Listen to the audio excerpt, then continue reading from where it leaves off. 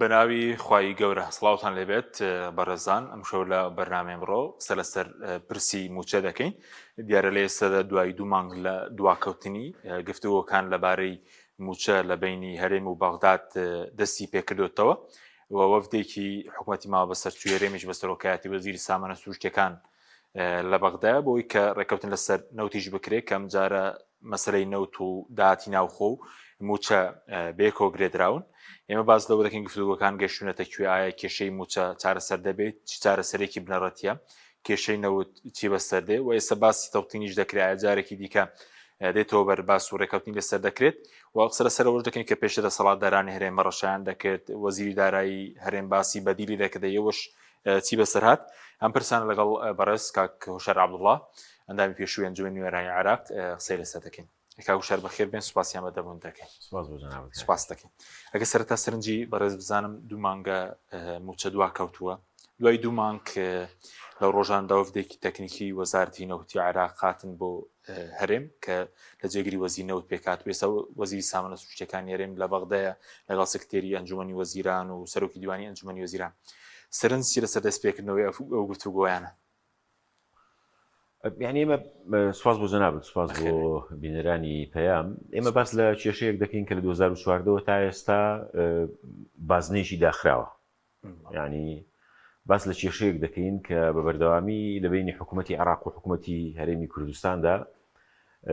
جەدەلێک هەیە، گفتوگۆیەک هەیە، کۆمەڵێک ئەرقام هەن، کۆمەڵێک ژمارە هەن، هەمویان دووبارەن لە 150 داهاتی ناوخۆ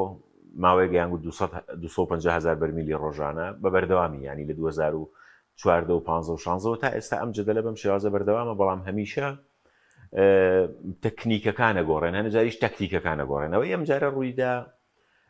ڕاستەکەی پەیوەندی بەو ئاڵۆزیەوە هەبوو کە ئەم ناوچەی گرتەوە. عادەتەن بە تەجروبەی دوای 2014 دیقەتی هەموو ئەو ساڵانە بدە کە هەڵبژاردننی تێدا کراوە، لەو ساڵانەدا جۆرێک لە جێگیری، جۆرێک لە ئارامی لە پەیوەندیەکانی بینی هەولێر و بەغدا هەیە، چونکە لە ساڵی هەڵبژاردنە چەند مانجێک پێش هەڵبژاردن نایەنەوێت جۆرێک لە ئاڵۆزی دروست بێت، چونکە پێویستیان بە دەنجی یەکتری و پشتیوانی یەکتری و پێویستیان بەوە هەیە جارێکی کە شەرعیەت بدەنەوە بە عەمەلیەی سیاسی بۆی 4 ساڵی تر بەردەوام بن لە خواردنی کێکی چەوری دەوڵەت لە چوارچێوەی عێراقدا، جا پۆستە پارەیە، پشکە کۆمپانیایە، هەر شتێکە. بەڵام ئەم جارە هەندێک شت تێشیدا. یەکێک لەشانی کە تێشیداوە بوو کە تەمەنەوانە زانیاریان هەبوو، یعنی بە تایبەتی دەسەڵاتدارانی هەرێمی کوردستان کە ئاڵۆزیەک ڕوو دەکاتە ناوچەکە دوای ئەو گۆڕانکاریانەی کە لە غەزە، لوبنان هاتە سووریا. ینی معلومات لەسەر ئەو مواجهەیە بەریەکەوتنی نێوان ئیسرائیل و ئێران هەبوو. کاک مەسعود بە ئاشکرا لە یەکێک لە سپیچ و قسەکانیان لە وتارەکانیان باس لەوە دەکات کە شەڕی گەورە بەڕێوەیە و من بۆ خۆم پێم وایە تەقدیریان وا بوو کە ئەم مواجهەیە کە کەوێتە بینی ئیسرائیل و ئێران عێراقیشی لێ بە دەرنابێ بە خێراییان لانی کەم بە عێراق تێدەپەڕێ دوایی ئەچێتە لای ئێران. تەسەوریان نەدەکرد کە عێراق بەم شێوەی خۆی بە دوور بگرێت. یعنی بۆیە پێیان وا بوو دە ئاڵۆسکێ ئەگەر بش ئاڵۆسکێ پێویستیان بەوە هەیە پاساوێکیان هەبێ بۆی کە پاک و پیس لەگەڵ عێراق بکەن و خوانی لێ دوور بخەنەوە. دەستیان کرد بە تەهدید. ئەم تەهدیدانە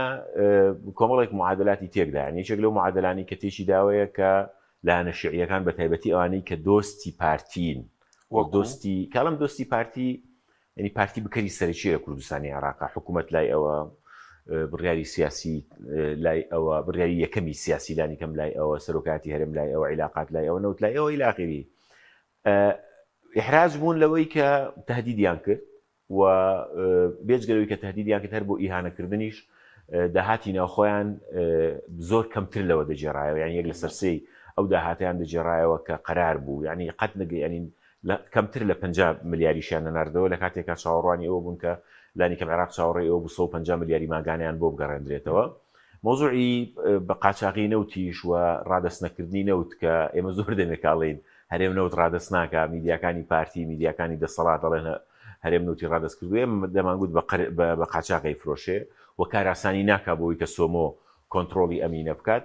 ئەمە وای کرد کە لە 4-5 مانگیش پێش هەڵبژاردن و لە دۆخێکی ئێجگار سەختە کە مۆزوعی هاتنە پێشەوەی جەژنی قوربانی پیرۆز بوو، ئەو گروپە دەسەڵاتدارەی عێراق کە لە ڕاستیدا هاوپەیمانی پارتی و یەکێتین پێش هەموو کەس،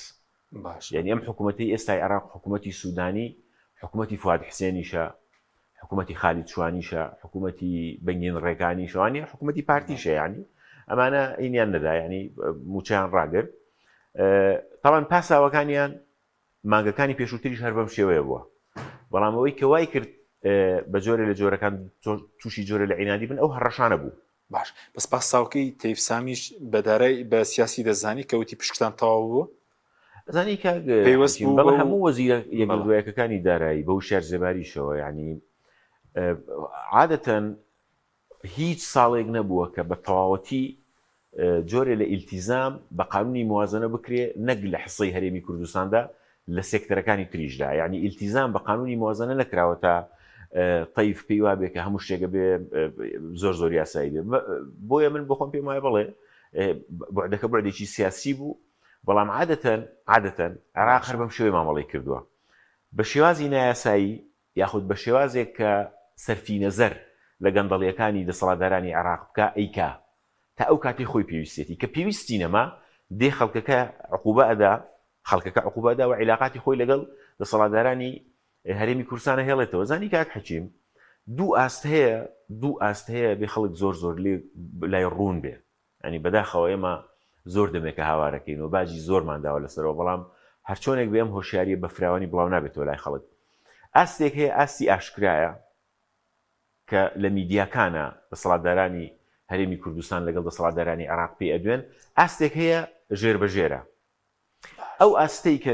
بە ئاشکرا پێی ئەدوێن زمانێکە خیتابی درۆینەی قەومی تێدایە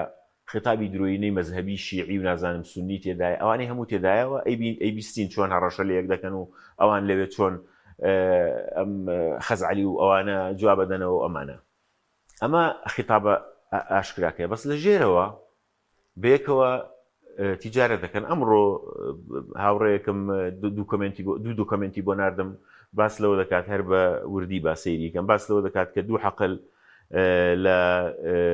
وابزانم حەمرین و هینە لە 2024 تەمان دۆکمنتەکان تازە بڵاو کراونەتەوە لە مانجی ئەیلولی 2024 حەمرین و عجێل درراوە بە کار گروپ کە 30,000 بەرمیل ڕۆژانەی بەڵە شەڵگەی نەوتی حەقلە یعنی باش قەزم 2024 ئەمانە تیجارەتەکان بەردەوامە لە ناردنەدەرەوەی دۆلار بە تەنسیق بێکەوە بەردەوامن یعنی ئاستێک هەیە تیجارەتی خۆیان ناوەستێ هەر بۆیەشە تۆ دیقەت بدە هەر بۆیەشە من ئەم ڕۆژ و تارێکم نووسیوە ساڵانە هەمیشە گلەیان لە پرۆسی سیاسی عێراق هەیە بەڵام کە دێتە سەر ئەوەی کە فرسەتیان لە بەردەستا بێ بۆی شەرعیەت لەم پرۆسی سیاسی بسەنەوە نایکەن زار بە نمونە باسیەکەی عەرە بەڵێ الأمثال تضرب ولا تقاس وەکو نمونە باسیەکەین ئێستا هەڵبژاردنەکانی پەرلەمانی عێراق لە بەردەمانەوەیە هێزێکی گەورەی وەکو سەدر تارەکتەرێکی سیاسی گەورەی وەکو سەدر پاشەکشەی کردووە لەم هەڵبژاردنە شەرعیەتی پێنادا عەبادیش بە هەمان شێوە کە سەرۆکوەزیرانی پێشووی عێراق بۆ هینی پێنادا یعنی شەرعیەتی پێنادا باش هیچ هێزێکی کوردی هەیە لەسەروی هەمویانەوە کە پارتی تابانکاڵم پارتی لەبەروی پارتی زۆرترین گلەی هەیە لە پرۆسی سیاسی بڵێ من بەژاری ناکەم تامان دکتۆر یاسین تەها یەکێکە لە لێکۆڵەر و نووسەرە دیارەکانی هەرێمی کوردستان کە ینی لە ئاستی هەرێمی کوردستاندا یەکێکە لە شارەزاکانی بواری عێراق ناسیلانی کەم پێشنیارێکی زۆر جوانی کردووەڵە ئەم ئەزمەی ئەم موچەیە ئەم عیلاقەی بینی هەرێمی و بەغدا لە 2014 تا ئێستا بە بەردەوامی بە پینۆپەڕۆ ڕۆیشتووە بە ئەم جارە کێشەکە ببرێتە ئاستێکی تر با هیچ هێزێک لە هەرێمی کوردستان بەژاری هەڵبژاردن نەکات و جارێکی کە هەموو کێشەکانی هەرێمی کوردستان لەگەڵ عێراق بکرێتەوە سەر مێزی گفتوگۆ کەس خۆی لێ نەکرد بە صاحب لە سەروی هەمویانەوە تەبەن حیزبەکانی دەسەڵات و لە سەروی ئەوانیشەوە پارتی دیموکراتی کوردستان قەزمەوەیە کە کێشەی موچە بە پوختی بۆت باس بکەم ئەمەی خوارەوەیە عێراق دەیەوێت لانی کەمی ئەو نەوتی کە لە بەردەستی هەرێمی کوردستاندا هەیە کە ئێستا باس 280,000 ئاخری اتفاق بە حساب ڕۆژانە ئەبێ بیدەنە دەست سۆمۆ تەسەڕوفی پێوە بکە و لە 150 ملیار دیناری داهاتی ناخۆشکەم تر ماگانە نەنێردرێتەوە بۆ عێراق ئەمانە هەموو جارێک ئەڵێن ئیلتیزامەکەین یعنی تۆ دیقەت بدە دوایەوەی کە نەوت بە بۆڕی وەسا وتیان ئێمە هیچ دەسەڵاتێکمان بەسەر نەوتی هەرێمدا نەماوە یعنی لە ئیعلامی خۆیانە وایان لە خەڵک گەیاندووە تەنانەت هێرشیانە کردە سەر ئێمەمانان ئەوە کوان لەکوێن ئەوانەی دیکە دەیانگوت نەوت بدرێتە دەست عێراق هەموو شێک چارەسەر بێ دەرکەوت ئێستا هێشتا نەوتەکان ڕادەست نەکردووە نەوتەکە هەر لە بەردەستی خۆیاندایە جا کێشەکە چییە؟ کێشەکەەوەیە ئەو ئیعلامەی ئەو دەهۆڵە دراوەیان یان ئەم دەهۆڵیان کە لە ڕابردوودا ئەیوت نەوتمان ڕادست کردو ئێستا هەر هەمان ئەو ئیعلامە دێ دەڵێ داوا لە هەرێم کراوە ڕۆژان 280,000 بەرمیل نەوتدا بەبێ ئەوی شەرم بکارەوەی کە بابەتۆ لە ڕابردوودا ئەم درانە چی بوو ئەتکرد باش بە هەر حاڵ ئەمە پەیوەندی بە چارەسەرێکی کاتیەوە هەیە ئەم چارەسەرە کاتیە زۆر شتیا بەشدارە طبعاً فشاری دەولی هەیە لە سووری هەمویان و ئەمریکیەکان فشار هەیە بۆی کە مۆزوعی موچە بە تایبەتی بە دوور بگیرێ لە قەزای سیاسی و ئەم قسەیەکی زۆر ڕەوایە کاگوێ حەچیم دەسەڵاتدارانی عێراق لە دەسەڵاتدارانی هەرێمی کوردستان گەندەڵترن ئەزانی هەر بنیەی عێراق وەکو دەوڵەت لە زاخۆ تا بەسرا سیاقی کاری دەوڵەتی تێدا زۆر لاواز بووە یعنی تۆ دیقەت بدە مەسەلەن لە عێراقدا جێیش نییە سوپا نییە موسسەی سوپا وەکو موسسە نییە حەشدی شعبیت هەیە مەسەلەن لە هەرێمی کوردستان هێزێکی نیشتیمانی هێنت نییە پێشمەرگەت هەیە بەش بۆ بەسەر یەکەی هەفتا وەشای پارتی وێشێتی لەوێ بانکەکان سەر بە کۆمەڵی ئەحزابن لێرە بانکەکان کۆڵە سەر بە کۆمەڵی ئەحزابن ینی چوارچێوەیەکەیە کە پێی وترێت دەوڵەت وەکو چۆن لێرە چوارچێوەیەکی پێی وترێت حکوومەتی هەرێم بەڵام شتەکان لە دەرەوەی ئەم دوو سیاقە دێو دەڕواوە تا دێ ئاڵۆستر دەبێت باشە لەبەرەوەی کێشەکە و چارەسەری کێشەکە بنەڕەتینیە کە ئێستا پێ دەڵم چارەسەرە بنەڕەتیەکە چییە من پێم وایە ئەمەشی کە ئێستا قرارە ڕوو بدا بۆی کە ئیتفاقێک بکرێت لەسەر لە سا 50 داهات و 280,000 بەرمیلی ڕۆژانە پینۆپەڕۆی کاتیە تا هەڵبژاردن تێپەڕێ تا جاریش کە شەرعێتە دەنەوە بە کابینەیەکی نوێ خولیشی نوێی پەرلەمانی عێراق و جارێکی کە دەستەکەنەوە دوای ئەمە سەر بگری یاخود ئەگەر وێنەکەش تەواوکەی ئەو بڵین پێش جەنگەکە بەڕێزووتر دەسەڵاتدارانی هەرێم زانێران پێگەشت بوو شتێک ڕوو دەدات ئێستا وێنەکە چۆنە کە جەنگەکە وەستاوە لە بەرژەوەندی دەسەڵاتداران نیە جۆرێک لە پاشەخشیان کردووە چکەی عێراق دەڵێن مەزەکانی قورس کردووە داوای پێشتر داوای خۆنەوتی نەدەکرد لە بەرامبەر ناردنی موچە بەس داوای داهاتی ناوخۆی سەداوای نەوتیش دەکات باسی تەوتینیش دەکرێت کە سەری هەڵدا بێتەوە مۆزوعی تەوتین عێراق ڕازگۆنی لە مۆزوعی تەوتینە من کە ئەم قسەیەکەم بەوردی هەم جارش بەبەردەوام من هیچ کاتێک ڕازگۆ نەبوون ینی ئەم حکوومەتی سوودانی بە تایبەتی ڕازگۆ نین لە مۆزوعی تەوتینە و هەر کەسێک گومانی هەیە لەم قسەی من با بڕوا بگەڕێتەوە بۆ مقابلەکەی محەممەد شیاع سوودانی کە لە کەناڵی الحەدەثی عەرەبیە کردوێتی و باس لەوە دەکات کە بێ موچەی هەرێمی کوردستان 100% حکوومەتی هەرێمی کوردستان بە مطلقی دەسەڵاتی بەسەریا هەبێ و باسیش لەوە دەکڵمە قەزیشی دەستوریە کە قەزیشی دەستوریش نییە طبعاً و ڕاستگۆ نین لەوەی کە مۆزوعی تەوتین بۆ مەفهومەی من لێ حاڵی بووم جاری تریش لەم بەرنامەیە بۆ جەنابتم باس کردو بۆ بینەرەکانیشتم باس کردو بۆی کە تەوتین بەمانە نیشتیمانیەکەی بریتیە لەوەی کە دابشکردنی موچە ببێ بە ئەرچی بنووک ببێ بە وەزیفەی بانکەکان پەیوەندی بە حکوومەتی هەرێمی کوردستان و ئەمروزەید و قاسی پارتی وێشێتیەوە نەمێنێ بەو مەفهومە من دوای دیراسەیەکی ورد دوای کۆکردنەوەی زانیاری زۆر عێراق لانی کەم لەم کابینەیەدا ڕازگۆنین پێ دوای تەوتینەکە بۆ ڕازگۆنین ئەزانانی خۆ تۆزە بە بەوازەحی قسە بکەم چکە من زۆر جار عاتەن کە ڕخنەگرم بە زمانی عەرەبی لە منەسەی ئێکس و ئەوانە ڕخنە بگرم لە پرۆسی سیاسی عێراق یاخود لانی کەم لە سوودانی و حکوومەتەکەی بە کوردی زیاتر هەر ڕخنەگرم لە حکوومەتی هەرێمی کوردستان بەڵام دەفەتم بە ئەمە بگەێنم ئێستا ئەگەر سوودانی بیەوێ یاخود طیف سامی بیەوێ موچەی فەرمانبەرانی هەرێمی کوردستان تەوتین بکە کێشەی چییە چ زانیاریەکێکە لە بەردەستیانە بێ من لە جەناب دەپرسم تۆ سەحەفیەکی وریایت و بەرنامەیەکی سیاسی ڕۆژانەت هەیە لە کەناڵێکی سیاسیە چ معلوماتێکی هەیە کە لای نەبێ چێ ڕێی لێگرتوەکەوەی کە بۆ خۆی وەزارەتی دارایی کە ئەخطبوتێکی گەورەی لە چوارچەوەی عێراقدا ڕای بسپێرێ بۆی کە دابەشیکە بەسەر بانکی ڕافیدین و ڕەشید و TBI و کوێ و بڵێەوە من موچەی فەرمانبەرانی هەرێمی کوردستان تەوتی دەکەم و ئۆشین چی ڕێگرێتەوە نەخێر ڕازگۆنین ئەوانیش لە مۆزوعی کارتێکی فشار بەکاردێت چونکە جارێک دەڵێن ڕێکەوتن کراوە جارێکی دەڵێن دووبارە ئەوان ئەزانن کە پارتی وێشێتی بە تایبەتی حکوومەتی هەرێم لە مۆزوعی تەوتین بە مۆزوعی تەوتین بۆ ئوسلوبە تۆزەی هێنن تۆزێک قەلەقە بن و ئەوان چاویان لەسەر هەژمارەکەی خۆیانە ئەیانەیە وەکو کارتی بزەبت جوان باس کرد وەکو کارتی تەفاوزی باسی بکەن ئەگەرنا مۆزوعی هەڕەشەکان تەمان پرسیارەکەت لەسەرەوە بوو بە تەسیری زۆری هەبوو یعنی پیانوا بوو ئەو هەڕەشانی بارزانی جدین پیانوانە بوو ینی بارزانی هەڕەشەکە و دوایش پاش ئەی هاو کێشەکەی سە دوای ئەو ڕاگەستنی جەنگەکە چی بەسەراتووە کاریگەریە لەسەر موچە ئەم شەڕە نەوەستاوە ینی من بۆ خۆم پێم وایە ئەم ململانەیە ینی ئەم ململانەی بینی ئێران و ئیسرائیل یاخود ئەو ململانەی کە هەیە بۆ گۆڕینی ڕۆژهەڵاتی ناوەڕاست نەوەستاوە گریمانەکە ئەوەیە کە ئایا ئەو تەطبیعی کە ئەمریکا ئێستا دەیەوێت لە بینی ئیسرائیل و وڵاتانی ناوچەکە بیکات تا چەند ئەچێتە پێشەوە و تا چەند ئەوەی کە ئێستا ترامپ زۆر فشارەکە لە ئێران کە پەنا ببەن بۆ چارەسەری ئاشتیانە ئەچێتە پێشەوە ئەگەرنا گریمانەی سەرهەڵدانەوەی ئەو ململانەیە ئەو ڕوبەڕووبوونەوەیە لە ئانوساددایە و گریمانە و قسەش هەیە بۆی کە لە هەموو حاڵەتێکدایان لە زۆر باردا گروپە میلیشایەکانی عێراقیش دەگرێتەوە یاخود با بڵێن ئەم باهۆزە بە جۆرە لە جۆرەکانی عێراقیش دەگرێتەوە و جاری تریش بۆم باس کردووی یعنی ئێستاشی لەگەڵدا بێ هەن زۆرن بۆەوەی کە ئەدڤۆکەسی و کەمپینەکەن و هەوڵە دەن بۆ ئەوەی کە هەڵبژاردنەکان لە عێراق نەکرێ و دۆخی عێراق بە ئالۆسکێ و بەرەو ئاقارێک بڕواکە بەرژەوەندی هەرێم ئەگەر تێک بچێت چووکە باز دۆخی دەسەڵاتداران هەرێم گرەویان لەسەرەوە کردبێ لەگەڵ دۆخی ئێران دۆخی عێراقیش تێک بچێ ئەوان نەوت بفرۆشتنەوە سەرباخۆ من نازانم یعنی ئەم قسێ من بۆ خۆم بەش بە حاڵی خۆم هەموو تەمەنام مەسلەی ئاشتی و ئارامی و سەلامەتی خەڵکە یعنی بەش بە حاڵی خۆم یعنی کابینم لەسەر جادت کیلۆمەترێک قیرتاوە کرێت دڵی دنیام پێخۆشە ینی بەڵام من بۆ خۆم پێم وایە خەڵکیش گەشتە ئەو قەناعەتی کە ئەم طبقە دەسەڵاتدارە گەندەڵی عێراق و هەرێمی کوردستان پێم وایە خەڵک دەست بە دوعایە بۆی کە لێیان تێک بچێ و خەڵک ئێستا لە ڕاستیدا لە مەینەتێکی زۆر دادەژیت یعنی لەوە خراپتر چییە یعنی لە ئێستا خراپتر چییە کە مەسەڵەن کەس با بڵێن هاوڵاتیەک یاخود مۆزەفێک یاخود فەرمانبەرێک خانەنشینێک بە 50 ڕۆژ 60 ڕۆژ 70 ڕۆژ موچێک وەرنەگرێت ینی خراپتر لەوە بێت چی بێ مەسەڵەن بۆ نمونە دووەمیش بەڕاستی من بۆ خۆم پێم وایە مەوزوعی ڕۆژهەڵاتی ناوەڕاستی نوێ هینە ینی وەکو عەرە بڵێ ئاتین لا مەحالە لە ینی بەڕێوەیە جا چۆن عێراق گرێتەوە حاکمیەتی شیعە چۆن خۆی لێ قوتار دەکایان خۆی لێ قوتار ناکات چکە بڵێ نەڵێ ئێستا لە عێراقدا بکەری سەرەکی لە حکومکردنی عێراقا شیعەیە و کۆمەڵێک ئەحزابی شیعی فاسدن و بەڕاستی شکستێکی گەوران هێناوە لە ئیدارەدانی عێراقدا کاک حەچیم طبعا سێ بلۆک سێتەکە تول بەرپرسن لە ئیدارەدانی عێراقی دوای 2003 و 2004 بە پلەی یەکەم شیعە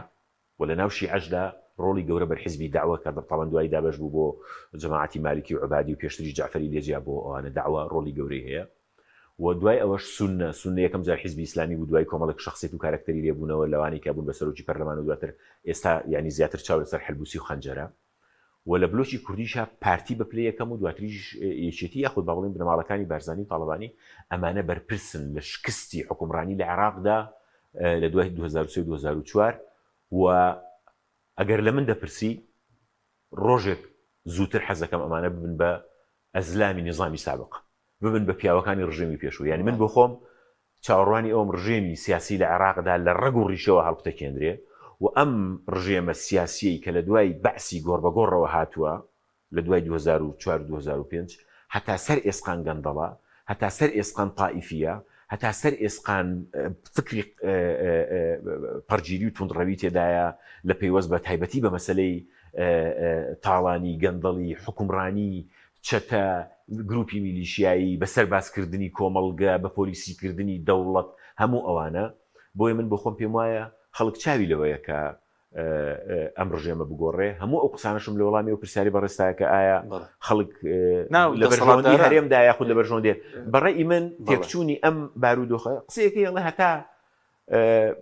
ماکە بڕما بتزغەر تا گەورە نەبێ بچووک نابێتەوە هەتا تێک نەچێ چاک نابێت ئەیستا چارەسەرەکە پێ دوێ ئەوەی کە باز دەکرێ ئێستا ڕێکەوتنەکە هەر ئەسڵن بکرێ بە تەواوەتی ڕادستکردنی تاوی داهاتە بڵێن نەوت بۆ داهاتەکە بچێتە عێراق و وەزارەتی نەفتی عێراق مامەڵی وەزارەتی دارایی عێراق مامەڵە بە داهاتەکەی بکات 150 میلیارد دیناری داهاتی ناوخۆ ئەوە جێبەجێ دەکرێت تۆ سیرکە ینی یاخودوەکو پێشتر پێشتریش باسم کردووە باش چەندین ساڵە باس لەوە دەکەم هەموو جارێک اتفاقێکەکەن با اتفاقەکانی ناو قانونی موازنە شۆ من هەمیشە وتومە ئەمە ڕێککەوتنێکی کاتی پینە و پەڕۆیە تەرقیعە باشە باش یعنی ماوەی پێشوش لەم ڕۆژانەیە گرتێکی ڤیدیۆی خۆم و خۆتم بینیەوە یعنی وازانم 2023 یان 24 گفتوگویەکمان هەیە پرسیارم لێکی ئایا ئەم کابینەیە توانێت کێشەی موچە چارەسەر بکە باسم کردووە کەم کابینەی ناتوانێت کێشەی موچە چارەسەر بکەوە فعلەنیش قسەکەم ڕاست دەرچوو ینی پێی چارەسەر نەکرا ئەوەی ئێستا کابینەی مەسرور بارزانی بوو بەڵێ کابینەی مەسرور بارزانی کابینەی نۆ بەڵێ ئەوەی ئەمێ بەڕوونی بە جەنابیش تو بە بینەرانیشی بەڵام من تەبان حەزەکەم بە وەقتیش بێ ڕێکەون لانیکەم لەبەر موچەی خەڵک یعنی زۆر دڵخۆشم بەوەی کە موچەی خەڵک بێت یعنی ئێستا کاڵەن دوو موچە بەسەرێکەوە دێ من زۆر دڵم پێخۆشە ینی تەمەناش دەکەم وابێ ئەم بەڵام وەقتیە من نایم لەگەڵ خەڵکە ینی بەهار بۆ خەڵک بێنمە چۆکان بڵام ئەترۆ یەکلا بۆ بەدیدی من ئەو چارەسەری لە 2016 باسم کردو تا ئێساش هەر لەسەری ئەڕۆم هەر ئەمەی خوارەوە چارەسەر ڕیشەی بریتە لەمە مەلەفی تاقا مەلەفی نەوت و غاز لە عێراقدا لە هەرێمی کوردستاندا عێراق وەری بگرێتەوە بە قەرز و قۆڵەکانیشیەوە یعنی ئەو هەموو قەرز و قۆڵش کە کردویانە بە ماڵ وەری گرێتەوە هێشتا لە بەرژەوەندی عێراقدایە هەرێمی کوردستان وەزارەتی سامانە سروشتیەکان بەشدار بێت لە تەطویر بەرەو پێشبردننی حقوولە لەوە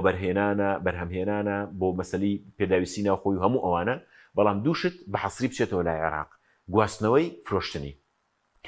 ئەمەش سیاقە دەستوریەکەیە بەڕاستی و هەر کەسێکیش لە پارتیویشتی دەڵێن سیاقە دەستوریەکە لەوە زیاترە بابێن گفتوگۆی لەگەڵاکەم لە کەناڵەکانی خۆیانە باشە ینی فرۆشتنی نەوت لە سێرم نەمێنێ هەناردەکردنی بەڵێ فرۆشتنی نەوت و ناردنەدەرەوەی بە حەسری بچێتە دەستی دەسەڵاتدارانی خۆ تۆ مەسەلەن بەرهەمەکە دروست کردووە چێ بۆ تەگوازێتەوە چێ ئەی فرۆشی گرنگەوەی تۆ هیچ کێشەیەکت نابێت لە موازنەی ئیتیحادیە ساڵانە ئەم کێشەیە لە کۆڵە بێتەوە پشتی دیاریکراوی خۆتت بۆ دیتر تۆ کێشەت چییە یعنی تۆ کاڵەخۆریان بێستان ڕنی بەڵام لەبەرەوەی ئەمانە بۆ خۆیانی ئەدزن لەبەرەوەی داهاتەکە بۆ خۆیان دەبن بۆ خێزانەکانیان بۆ عایلەکانیان بۆ حیزبەکانیان بۆ ئیعلامەکانیان بۆ چیان پیان ئیدارە نادرێ یعنی ئەگەر ئەم دزی فزیێنەکەن نەحیزبەکانیان بۆ ئیدارە نادرێ ئەم هەموو ئیعلامیان بۆ ئیدارە نادرێ ئەم هەموو عیلاقاتیان بۆ ئیدارە نادرێ ڕاغب و ماغبیان بۆ نایە پێشوازیان بۆ بکرێ و بە چەردە دۆلاری بۆ فرەدنەوە یعنی مەبەستم چییە مەبەستمەوەیە کە حلەکە وازحە یەکەم بە مەلەفی تاقە ینی نەوت و سوتەمەنی بەگشتی با بڵێن نەوت و غاز هەرێم لە چوارچەوەی مافە دەستوریەکەی خۆیدا لە تەطویری حەقلەکانە با بڵێن کانە نەوتەکانە لە بەرەو پێشبردنیان لە بەرهەمهێنانی ناوخۆ هەموو ئانە بەرەو پێش بەشدار بێ لێگەڕێ گواستنەوە فرۆشتنی بەدەستی سۆمە و بەدەستی عێراق بێ ئەمەیەک دووەمیش ڕازگۆ بێ لە مەوزوعی داهاتی ناوخۆیە ئەزانی چۆنە نەخێر نە ڕازگۆنین و کێشەکەشەوەی لەبەرەوەی هیچی لێ نازانن خۆیان ئەرقامەڵێنەوە وەختی خۆی ئەشتی هەورامی جواب بوو ئەشتی هەورامیش قسەیە کرد لە ڕوودا و دوایی جەماعەتی ئەو کاتە هین هەبوو حسێن شارستانی هەبوو خەریکی خوڕەکە و بوون وەزیری نەوتی ئەو کاتی عێراق ئەچۆن قسەکانی ئاشتی پیان وابوو لەبەرەوەی بە کوردی قسەی کردو بۆیان تەرجەمە ناکەن بۆ عەرەبی یاخود تەرجەمە ناکرێ بۆ عەرەبی سەلەم ڕۆژانەیە وەزیری دارایی لە بەرنامەیەکە باس لەوە دەکا کە داهاتی سلێمانی و تەمان وەڵامی پارێزگاری سلێمانی داتەوە کە ئەڵێ هەموو داهاتی لە سا پەنجای چەپاری چاپکراوی عێراق لە سلێمانیە نەحەق نێپیەکەنی چکە نوکتەیە ئەڵێ داهاتی سلێمانی 150 ملیارە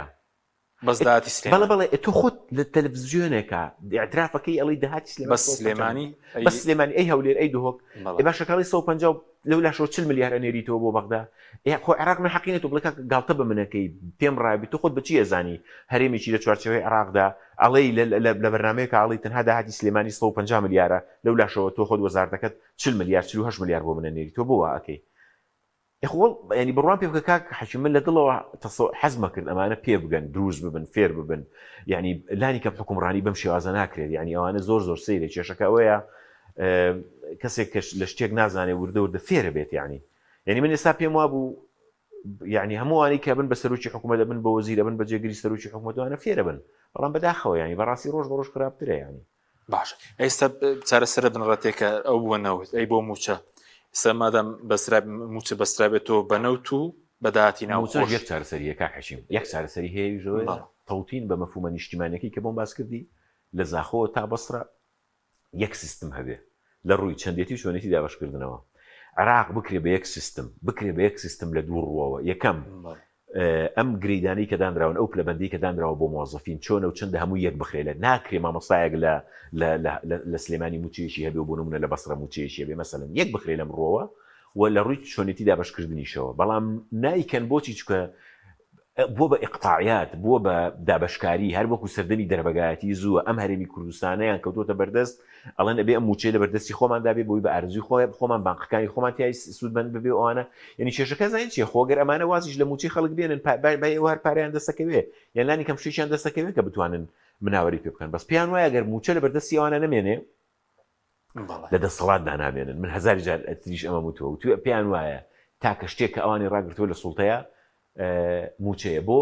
چونکە تهدیدی خەڵک دەکەن ساخر جار لە هەڵبژاردنانیان دەگوت بە جماعەتی یاساییژە بێ تەسویرمان بۆ بکەی بۆی دەنگەکانمان بۆ بینی خۆت و خێزانەکەشت و هی باوکیش و نازانم چی کە دەنگت داوە بێ مەگەر ناموچەکە تەبڕین تەواو یعنی ئەگەر ئەمەیان لە بەردەستان نەمێنێ ئەگەر موچە تەوتین بکرێ بۆ مەفهومەی من باسی دەکەم کە بەداخەوە ئێستا یعنی هیچ حزبێک بەم نەفەسە دابڕا بەم نەفەسە قەتعیە باسی ناکە کاکە گیان موچە ئیدی دەبێت لە مەودووە ئەرچی بانک بێ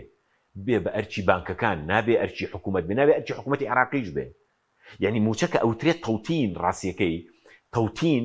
هەر بریتینیە لە ڕزگارکردنی موچە لە دەستی حزب بریتیە لە ڕزگارکردنی موچە لە دەستی وەزارەتیش ئەبێ ئیشی بنوک بێت یعنی وەزارەت ئەم پارەی کە دێت پارەی ماڵی باوچی نییە یعنی پارەی ئەم خەڵکەیە بۆ نمونە نەوتە فرۆشێ داهات کۆکاتەوە باچ کۆکاتەوە پارەی خەڵکە ئەبێ لە بانک قادای بنێتەوە بۆی بانک بیداتەوە بەهین بیداتەوە بە موچەی خەڵک یعنی لە بڕۆ لە دنیا پێشکەوتووە سیر کە بزانێت لە چ وڵاتێکە وەزارەتی دارایی موچە دابەشەکە ئیشی بنوکە بنوک موچە دابەشەکە پەیوەندی بە تۆ لە ڕێی حسابێکی بانکیەوەی هەمووشی تەوتین بۆ خۆت دەزانی ئەمەی چێتە سەر ئەوەی کە لە هین پێڵن کۆنتۆکەی یاخود هینەکەی هەژمارەکەی بە کوردی فا بڵێن و خۆی چێ موچە وەرەگریەوەوانە باش ئیتر بەداخەوە باش بەس بۆچی ئێمە دەمیەوەدانەی کە دەڕۆن بۆ بەغداوەدی بڕیار بەدەستن چکە سەوزیری سامان سوورچەکان ڕۆژووە بۆ بەغدا لەگەڵ سەرۆکی دیوانی ئەنجومەنی وەزیران سکرتێری ئەنجومەنی وەزیران کە لە یەکێتیە وا بڕیار وەفدێکی باڵای عێراق بێت کە سەرۆکی حکوومەتی ماوە بەسەر چ باسی کە دەویژ نەهات وەفدەکە بە زۆفدێکی تەکنیکیات بوو خۆی ئەم وەفدانش کارەساتێکی ترە ینی ئەم وەفدانە من بۆ خۆم مەندامی لیژنەی دارایی بووم کە هاتوون زۆرینەیان سۆمۆن بووک منعومێن داعیشن هیچیان بەدەست نیە هیچی لە مەوزوعەکە نازانن نە عەرەبی ئەزانن نە لە مالیە ئەزانن نە لە ئەرقام ئەزانن ینی هەردێن برادێک گوتی زیاتر لەبەر ئیفادەکە دێن ینی لەبەرەوەی کە ئیفاد دەکرێن وەرەی دوانسیانیشیانن کە چالاکن ینی لە تایدا دکتۆر ئومێد چالاکە تایدا دکتۆر ئامەزڕەحیمیش تایدا چالاکە ینی ئەم دوانە بە تایبەتی من خۆم ینی کە شایەت بووم ئەم دوانە تایدا چالاکن و ڕۆڵیان هەیە بەڵام پرسیارەکە ئەوەیە ینی کاک مەسرور ئەڵێ گرنگترین باس و تەوەر لای ئێمە موچەیە باش کە گرنگترینە تۆ خۆت بۆ ناڕووی بۆ بەغدا دوو مانگە ئاجا ئەمڕۆ ملاحەزەی هاوڕێک ملاحەزەیەکی زۆر جوانی پێوتم وتی دڵنیا بەلەوەی کە سەرۆکی حکوومەتی ما بەسەرجی خۆشی دەسەڵاتی نییە نەوتی هەرێمی کوردستان قسێکی زۆر جوان بوو ینی ئەو بۆ مەفهومە نەیوت بەڵام من وا تەحویلی یەکەم ینی قسەکەی ئەوەیە گەیاند ئەگەر عێراق دەیەوێت لەسەر نەوتی هەرێمی کوردستان گفتوگۆ بکە پێویستە بڕۆ گفتوگۆ بکە لەگەڵ تورکیا و ئێران یان لەگەڵ تورکیا ئەوەی کە نەوتی بە قاچاق بۆڕەوە یعنی لە دەسەڵاتی پارتی ویشێتیدا نێ لە دەسەڵاتی تورکیا و ئێراندایە بەڵێ بۆ ئەوەی مەوزوعی نەوت یەکلا بکاتەوە پێویست ناکە لەگەڵ پارتی ویشێتی خۆی خەریکە بۆ هەر مەوزوعێکی تریش ئەو ڕێئی وا بوو کە ئەحزابی کوردی و بە تایبەتیش بکەرە سەرچیەکانی وەکو پارتی ویشێتی بڕیار لە دەستی خۆیاندا نیە بڕیار لە دەستی ئەو دەوڵەتانەدا هەیە کە ئیرادیان لەبەر دەستیانەدا هەیە ئەوانە بەس قەزدم ینی بە ئەم کۆمنتی ئەو برادەرم لێرەدا دەخەم ئەگەر مەوزوعی موچە زۆر گرنگە باش پرسیارێک یانی ئێستا مەسەن کاک مەسعود لەسەر موچە هەڕەشاکە باشە دەستی خۆش هەڕەشاکە بەس لەسەر موچە بۆ ناچێت بۆ بەغدا خۆی لەوێ هەڕەشەکانی بەرەو ڕووی خۆیان پێیان بڵێ بەرەو ڕووی خۆیان پێیان بڵێ پاشان کە ئەگەر هەڕەشەکە یعنی کە هەر هەڕەشەی کردو لە حساسترین کاتا کە مەوزوعی جژنی قوربانی پیرۆز بوو موچانە نرد بۆ وەزیرەکانی نێشێشایەوە بۆ پەرلەمانتار نیە بەشداری کۆبوونەوەکان ناکەن بڵێن کۆبوونەوەکانیان هەڵپەساردووە کۆبوونەوەکانی چیان هەڵپەساردووە بۆ خۆیان شەوت تا بەرەبەیان خەریکی سەر و پێ خواردنن سوودانی و بەنگی ڕێکانی برا تۆ بۆ کەس ئەم قسانە لەگەڵ کەسێکا بکە کە ئاگەی لە معادلاتی سیاسی عێراق نەبێ ئێستاشی لەگەڵدا بێ فواد حسێن وڵات بە وڵاتە گەڕە دیفاع لە حکوومەتەکەی ئەو حکوومەتە دەکا کە موچەی خەڵکی کوردستانی بڕیوە بە ئەدەبیاتی پارتی ئەم بانێکە و دووهەوایە تاکەی خەڵکی ئێمە لی تێناگا تاکەی پێش ئێمە بەڕاستی لەنگرانی پارتی لی تێناگەن لەنگرانی یەکێتی لی تێناگەن لەنگرانی دەسەڵات لی تێناگەن تاکەی بۆ خاتری خوا تاکەی لە ئێمە قوڕگمان کەوت ینی کەم قسەیەش دەکەم سوپاس بخوا من نەکاندید بوونە هیچ تا بڵێ نەمە بانگەشەی هەڵبژاردنە یعنی تەنها لە پێناوی وەکو بەرپرسیارێکی ئەخلاقی ئێڵێم بەس زۆر دەمێک ئێمە هاوار دەکەین کاکە بەسێتی لەوە تێ بگەن کە ئەمانە لە عێراقدا خەریکی داکۆشیکردن لە کورد و داکۆشیکردن لە کوردایەتی بە تعبیرەکەی خۆیان و داکۆشیکردن لە مافی خەڵکی کوردستان نین واللهی خەریکی تیجارەت و بازرگانی خۆیانن خەریکی گیرفان پڕکردنی خۆیانن خەریکی داکۆشیکردن لە یینی خۆیانە گەرنا یەک دنیا فرسەت هەیە بێندە فەرمو من تەحەدایانەکەم بابێن هەمویان بڵێن ئێمە بەشداری لەم حکوومەتی ئێستای عێراقدا ناکەین لەم هەڵبژاردنەدا ناکەین بە هەموو کۆی کێشەکانی هەرێمی کوردستان بێنینەوە سەرمێزی گفتوگۆ لە کێشەی خاکەوە لە کێشەی پرسی بەشداریکردنەوە لە کێشەی سەروەت و سامانەوە خۆ سێ کێشەی زۆر سەرەکی هەیە لە بینی هەرسێ هەر هەرێمێکی فێدرالیە کاک حەشیم جان ئێمە بە تایبەتی لەم هەرێمەدا کێشەی مشارەکە و دەسەڵاتمان هەیە کێشەی سەرۆت و سامان و چۆنیتی دابشکردنی هینمانێ کێشەی خاکمان هەیە ئەشوانی تەرتیبەکەی بگۆڕی بڵێن کێشەی خاکمان هەیە یعنی مەبەستم مادی 140 و ئەو زەویانەیە کە لە چوارچێوەی نیشتیمانی ئێمەدان یاخۆ لە چوارچێوەی هەرێمی کوردستاندان دەی باشە گەر یەک جار بهێنە بەرچاوی خۆ دەگەر هەرێمی کوردستان مقاطعی هەڵبژاردن بکە کێشە بۆ هەڵبژاردن دروستە بێ یان نا مقاطعکردنی هەڵبژاردننی پەرلەمانی عێراق ئێستا بەدەستی چێ زیاتر تا کاک مەسعود ئەگەر کاک مەسعود بڵبڵە من وەکو پارتی بەشداری ناکەم هیچ بە دوای ڕاناکە حیزبەکانی تریش لەگەر ڕێزی زۆرمدا بوویان بە دوای ڕاناکەن باشە باشە لانی کەم جاریش کە گفتوگۆکەم مۆزوعەکە بێنەرەوە سەر گفتوگۆ تۆ بەڵام هەموو ڕۆژێک لێی یەکەی کەچی پێش هەموو کەسێکەچی لیستی کاندیدەکانت پێشکەشی کۆمیسیۆن دەکەی بۆی بەشداری بکەی لە هەمان ئەو عێراقەدا و کە هەڵبژاردن کرا سەردانیشی بەغداەکەی حسەکەی خۆت لە حکوومەت جێگیرەکەی جێگیری سەرۆکی ئەنجومەنی وەزیران وەرەگری وەزیری سیادی باش وەرەگری دوای دەستەکەی تۆ دەیتەوە بۆ منەڵێ وڵا عێراق ئەمان چاوسێنێتەوە ئێکاکە تۆ بەشداری کردووە لە عێراقەخۆ چێ بەشداری کردووە باش ئەی سەبەر بە تاڵەبانی ئەولەیەکی شەژوتی موسە بەم زوانە چارەسەر دەبێت قسەی لەگەڵ سوودانی کردووە ئەولەیەکی شەژیادی حیزبەکان وتی ئەگەر پێویست بکات دەڕۆم بۆ بەغداش ئەوان ڕۆڵیان چیە چکە باز دەکەن پەیوەندێکی باشی لەگەڵ لایەنە شیعەکانە بێت یەکێتی ڕۆڵی لە عملی سیاسیدا تا هەڵبژاردننیش خەڵک ومێدێکی زۆر گەورەی پێبوو بەس دوای ئەو تەڕاجعی کە کردیان لە دوای هەڵبژاردن و ئەو هەموو پەشیمان بوونەوەی کە پەشیمان بوونەوە لە بەڵێنەکانیان و ئەو هەموو تەنازولی کە کردیان بۆ پارتی و ئەو هەموو تەنازولی کە کردیان بۆ لە پێناوی دروستکردنی کابینەی دە و ڕۆشنەوە بەرەو هەولێر و ڕۆشنەوە بەرەو مەسرور بارزانانی و پاشەخشیان کرد لە تەڵتین و هەموو ئەوانە بخۆم پێم وایە یەکێتی ڕۆڵێکی زۆر لاوازی هەیە یعنی بکەرێکی لاوازە بەراوردی بکەی بە پارتی لە چوارچێوەی سیاسەتی ئەزانیی باواقعی بێت من بۆ خۆم تەڵان هیچ کێشێکی شخصیم نە لەگەڵ پارتینە لەگەڵ یەکێتی نییە وەکو شخص وەکو شار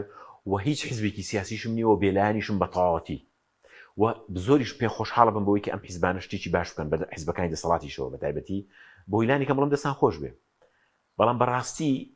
بکەری سەرەکی لە سیاسەتی کوردستانی عێراقدا پارتیە بە دوای ئەو دایەشێتیە من تەمەنام دەکردوانە بێ تەمەنام دەکردی یەکێتیش بەقدر پارتی بکەر بێ و تەمەنام دەکرد هێزەکانی ئۆپۆزیسیۆنیش کاریگەر بن بۆی کە بتوانن لە معادلەکەدا لانی کەم تەرەفی لانی سێهەم بن کەچی ئێستا بەداخەوە یعنی زۆر پاشەکشان کردو هاتوونەتە دواوە بەراوردیکەی بە دوای 2009 ئەو پرۆژە سیاسی گەنە و شۆ مستەفا گۆڕان دروستیان کرد یەکێتی ڕۆڵی ئێجگار هاتووەتە دواوە لە زۆر ئاستا هاتووەتە دواوە لە ئاستی دیبلۆماسیەتی ئیقلیمیش و نێودوڵەتیش هاتووەتە دواوە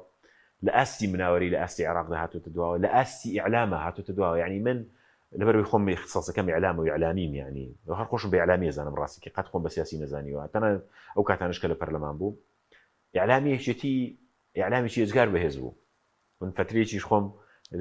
بە شانازیەوە لە ئیعلامی و حیزباییشم کردووە زۆر کاریگەر بوو ئێستا وای لێ هاتووە ئیعلامی پارتی بە چەند فرسەخێک چۆتە پێشەوە مۆزوعەکە ژەر پارە نییە بەڕاستی کە خۆی چێتیش پارەی پێ ڕاستە پارتی پارەی زیاتری پێ بەڵام یەکێتی پارتی زۆر باش لەوە تێگەیشتووە کە ڕۆڵی ئیعلام چیە لەم سەردەمەیە بەتایبەتی لە سەردەمی پۆپۆلیزمە من لەم یەک دوو ڕۆژەیە بە دوو زنجیرەی دوو تارە نووسم لەسەر ڕۆڵی میدیا لە یعنی هەر بەناوی هەژمونی مطلق یعنی ئێستا میدیا هەژمونی ڕەهای هەیە تۆ دیقەتی ئەم شەڕی بینی ئێران و ئیسرائیل و لێدوانەکانی بینی خامنەیی و بینی ترامپ و نەتەنیاهو هەمووی ئیعلامە من تۆ لە ئیعلامەوە ئەم ساروخانەمانە بینی ینی مەبەستم چییە مەبەستمەوەیە کە بەداخەوەی چێتی ڕۆی ڕۆژی لاواز چەند خولەکێکمان ماوە بە سەبارەت بەوەی کە پێشتر دایانگو دێمە بەدیلمان هەیە وەزیری دارایی و تێگەر بەغدا موچەکە نەدات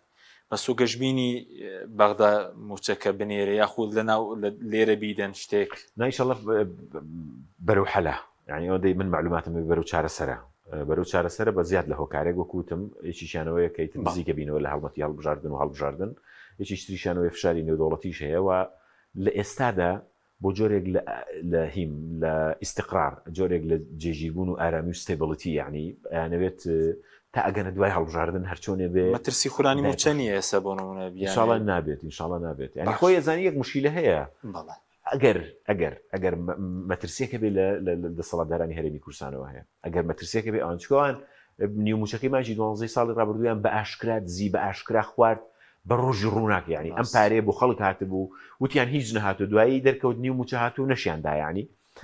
بەڵام من گەشتبینم ئینشاڵڵا چارەسەر سەبارەت بە خانەنیشتیان جگە لە موچە خۆران بڵێن بەشێکی زۆریان موچیان دواکەوتووە مامەڵەکانیان دواکەوتووە ئەوش دڵمێکی دیکەنیەوە سەبارەت بەو لێبڕینە ئێستا دەبێ موچە خۆران و خانەنیشتن ئەو جیاوازەی کە لە لێبڕینی خانەنشین لە سەدا حەوت و دەیە بیدەنەوە ئەوشتە زوڵمێک نیان زۆرشی زۆر گەورەیە بەڵام پارتی یەکێتی تێگەیشتون کەم حیزب ئەم خەڵکە هەموو شتێک قبوڵەکە بۆیە هەموو شتێکەکەن بخوان یعنی ئەوان باشکرا موچەی وەکوتم نیومانگە دزن لێبڕین چێ لێڕینیشەکەن لە موچیان پێشتر پاشەکەوتیان کردووە و لە مەجلیسەکانی شاردیان گوت خەڵک ئایبی نییە بە پاشەکەوتیش ئەژی بمانزانی بە پێشتری شەرەوەنە موچەمان نادا بە خەڵکو حقیقەتێک هەیە بیزانە کاک حەکیم حیزبەکانی دەسەڵات لەم کوردستانەیە موچە بە پارەی خۆیان نەزانن ئەیدەن بە خەڵک وەکو مەکرەمە و خێر پیان وایە ئەم پارەیە هی ئەوانە هی ماڵی باوچیانە بە ئارەقەی ناوچاوەریان بەیان کردووە بە خێر و بە مکرەمە ئەیدەن بە خەڵک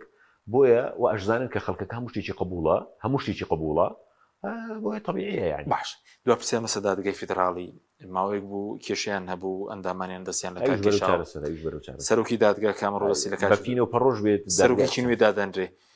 کاریگەری هەبێ لەسەر موچە و بریارەی تەیف سامی ڕابگرێت و هیچ کاریگەریکی هەیە چاوەڕێ بوون کە من فەرمانی کاتی دەرچێت لە دادگاوە بوعدەکە بعدی سیاسی بعدیەکە بعدی سیاسی زیاتر تا بعدی قانونی بۆ من لە خۆشمەوە قسە ناکەم و بگەنە نەتیجە لەسەر ئەم دوو گریمانەیە مەسەلەی ئەو دوو اتفاقی 280,000 بەرمیلی ڕۆژانە و 250 داهاتینەوە خۆ حەلیەکەن هەرخۆیان نەزانن چۆن تەخریجێکی بۆ بدۆزنەوە و بینێرن و من بخۆم لەم قۆناغەژە هەمیشە وتومە بە پینە و پەڕۆژ بێ چاوەڕێ ئەوم کە کێشەکە چارەسەر بێ و موچە بێت چونکە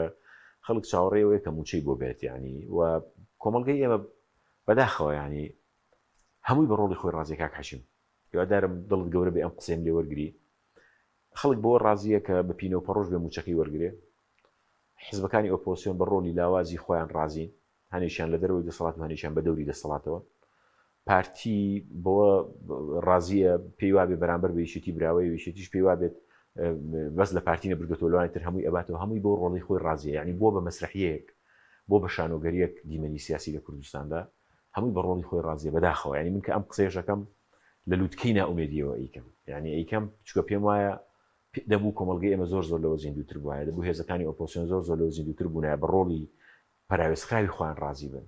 نەدەبوو قەت ئەو هەموو زوڵمە لە پارتی یەکێتی قبولکەن ئەو هەموو تاڵانی ئەو هەموو جەردەی ئەو هەموو دزی و تاڵانی قبولکەن بەڵام کە قبول یەکەن چی بکەین یانی باش بەزەوەی دادگای فیدراڵی بەرەنجامی چی بوو و دووبارە باسی ڕۆڵی فایق زێدان دەکرێت سیاسی بوو لەبین فایق زێدان و کێشە بوو لەسەر سەرۆکی دادگا لەسەر ماریکی هەژمار بوو سەرۆکی دادگا ئەزانی ئەو بەشێکی پەیوەندی بە ململانی ناوماڵی شیعەخۆی بەشێکی سونەش دەستی هێنا بۆ ناوەوە ئەویست ئەم پیاوە دوورخەنەوە دووریان خستەوە پێم وایە کێشەی دادگای فیدراڵیش بەرەو حەلە بەرەو چارەسەرە چونکە خۆ دەزانی جەناب دەبێت دادگا هەڵبژاردن لە گۆڕەدا نیە بۆیە پەڕۆژ بەیانەوە بە پەلە چارەسەری کە نەزانی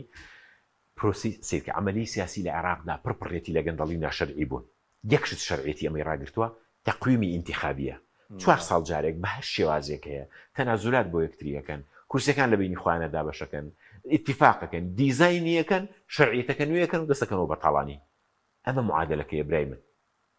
پێ هەڵبژاردن کە لە کاتی خۆیدا بکرێ هەڵبژاردنی پەرلەمانی عێراق مانگیان من تەمە